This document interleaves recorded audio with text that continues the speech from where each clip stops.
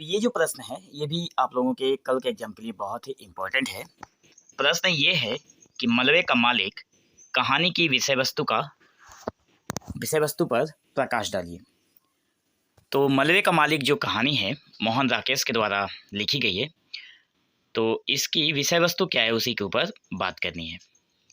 भूमिका में हम लोग लिखेंगे मोहन राकेश की कालजयी कहानी मलबे का मालिक केवल एक कथा नहीं बल्कि भारत पाकिस्तान विभाजन की उस गहरी मानवीय त्रासदी का एक मार्मिक दस्तावेज है जिसने लाखों लोगों के जीवन को हमेशा के लिए बदल दिया है। मतलब मोहन राकेश द्वारा जो ये कहानी लिखी गई है, ये भारत और पाकिस्तान के विभाजन के समय की कहानी है और विभाजन के समय मानवीय त्रासदी जो कि जिस वेदना से गुजरना पड़ा उसी के बारे में इस कहानी की पूरी विषय वस्तु है।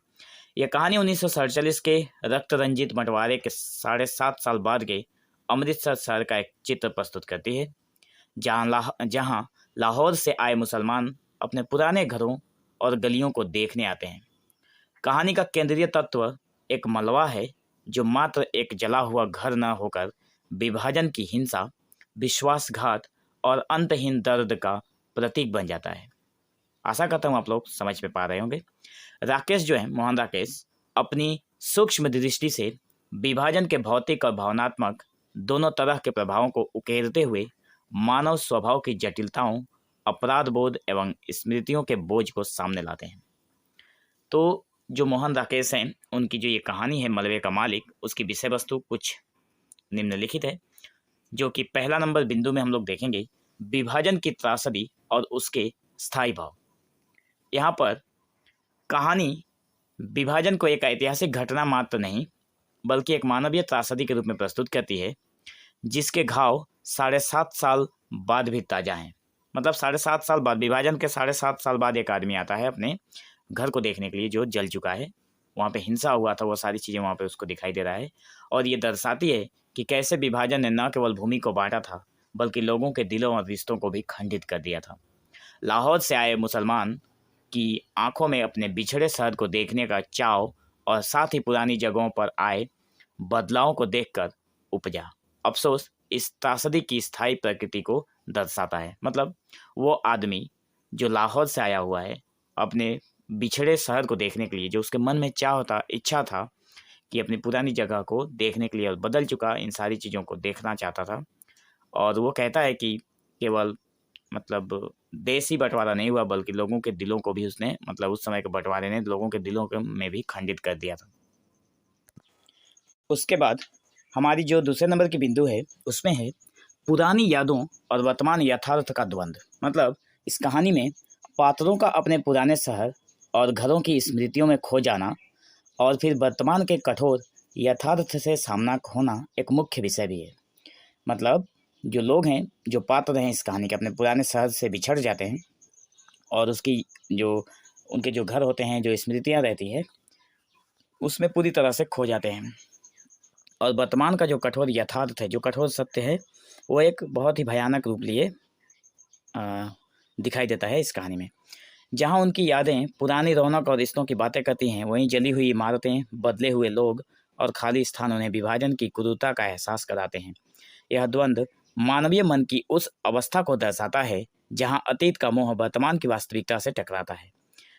यहाँ पर जो लोग विभाजन के उस दौर को याद करते हैं, पहले वाले समय की, तो उन्हें पुरानी रौनक और रिश्तों की बातें याद आती है। तो साथ में बदले हुए जो लोग हैं, विभाजन के बाद जो बदले हुए लोग हैं, जो क्रूरता के साथ व्यवहार किया गया, वो सारी चीज़ें बिल्कुल आंखों के सामने नजर आ जाती है।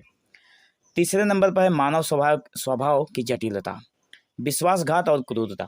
कहानी में मानव स्वभाव की जटिलता को गहराई से दिखाया गया है।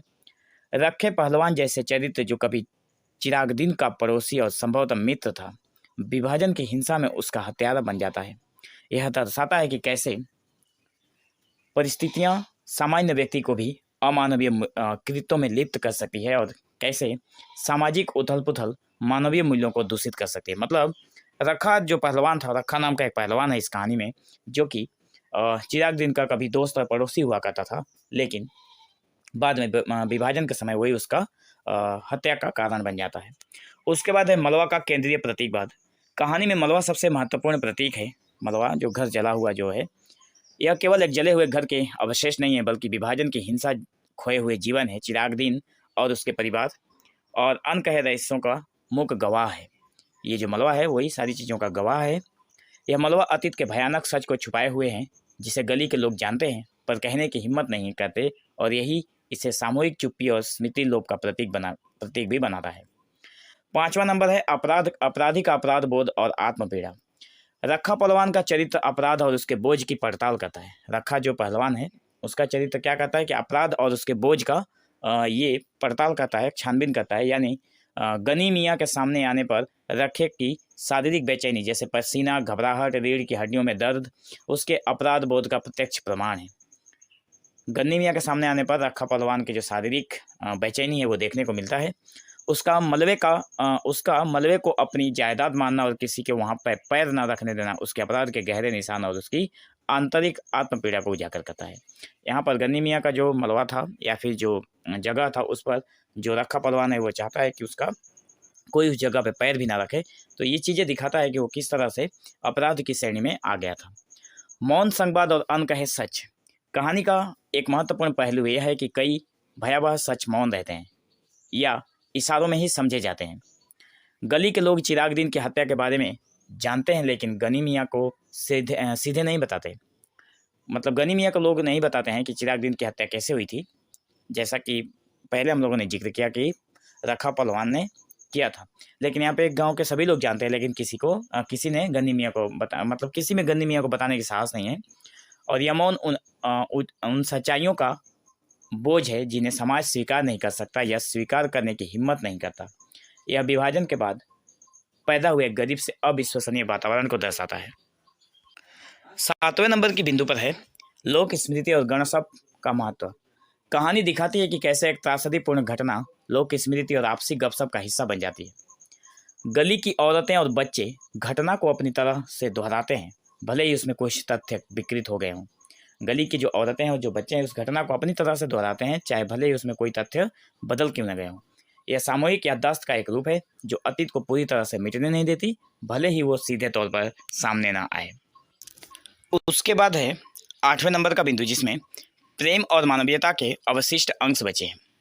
भयंकर हिंसा और घृणा के बावजूद कहानी में मानवीयता के कुछ अंश अभी भी दिखाई देते हैं। मनोरी का गनी मियाँ के प्रति सहानुभूति दिखाना और उसे अपने घर तक ले जाना यह दर्शाता है कि विभाजन के त्रासदी के बावजूद भी कुछ लोगों में मानवीय संबंध और प्रेम की भावना पूरी तरह से खत्म नहीं हुई है। ठीक है, मतलब सम्मान मिला आने के बाद भी। ठीक है, तो गनी मियाँ को अपने मनोरी जो है वो अपने घर ले जाता है। तो ये दिखाता है कि कुछ लोग ऐसे भी अभी बचे हुए हैं जिनमें मानवीय संबंध या फिर मानवीय जो मूल्य है उसका जो भावना है, प्रेम की भावना जो है उसकी वैल्यू अभी भी खत्म नहीं हुई थी। 9 नंबर में है सांप्रदायिक सद्भाव का विघटन। कहानी विभाजन से पहले के सांप्रदायिक सद्भाव के विघटन को भी दर्शाती है। चिराग दिन का रखे पर भरोसा करना कि यहाँ कोई खतरा नहीं है और फिर उसी का द्वारा मारा जाना, यह दर्शाता है कि कैसे सांप्रदायिक उन्माद ने सदियों पुराने भाईचारे को पल भर में ध्वस्त कर दिया था। यहाँ पर रखा पहलवान द्वारा चिराग दिन की मृत्यु के बारे में बताया गया है कि वो पहले कहता है कि यहाँ पर कोई जैसे कि कोई खतरा नहीं है, लेकिन फिर वहीं पर उसकी मृत्यु भी की जाती है। तो 10वें नंबर बिंदु में स्मृति न्याय और भूलने का संघर्ष। यह कहानी स्मृति न्याय और भूलने के संघर्ष को भी प्रस्तुत करती है। गनी मियाँ अपने खोए हुए परिवार की यादें और न्याय की एक अदृश्य आकांक्षा लेकर आते हैं, जबकि रखे पहलवान अतीत को भूलना चाहता है और उसे अपने तरीके से नियंत्रित करना चाहता है। समाज इन दोनों के बीच एक संतुलन बनाने का प्रयास करता है। निष्कर्ष के तौर पर हम लोग यही बोलेंगे कि मोहन राकेश की मलबे का मालिक एक ऐसी कहानी है जो विभाजन की त्रासदी को उसके सामने सबसे मानवीय और मनोवैज्ञानिक आयामों में प्रस्तुत करती है। यह केवल एक देश के बंटवारे की कहानी नहीं है, बल्कि उस भयानक समय में मानव मन की गहराइयों, रिश्तों के टूटने, विश्वासघात और अपराध बोध की जटिल परतों को उजागर करती है। कहानी का मलबा विभाजन के स्थायी घावों का एक शक्तिशाली प्रतीक बन जाता है, जो हमें यह याद दिलाता है कि भले ही समय बीत जाए, लेकिन इतिहास के कुछ कड़वे सच और उनके मानवीय परिणाम हमेशा जीवित रहते हैं। राकेश ने इस कहानी के माध्यम से न केवल विभाजन की भयावहता को दिखाया है, बल्कि यह भी बताया है कि कैसे मनुष्य अपनी कमजोरियों और अपराधों के बावजूद कभी कभी मानवीयता के कुछ शेष अंशों को भी धारण किए रहता है। मतलब ये कहानी हमें उन अनकही कहानियों को सुनने और समझने की प्रेरणा भी देती है जो आज भी हमारे सामूहिक अवचेतन में दबी हुई है। तो हमें आशा है कि आप लोगों को ये कहानी, जो कि मलबे का मालिक का जो कथा वस्तु है या फिर जो मूल संवेदना है या फिर प्रश्न में जो कहा गया था विषय वस्तु, आप लोगों को अच्छे से समझ में आया होगा। तो इससे जो भी क्वेश्चन बनेगा आप लोग आराम से बनाकर लिख सकते हैं। तो आज की वीडियो में बस इतना ही। मिलेंगे हम लोग एक नए वीडियो में, तब तक के लिए धन्यवाद।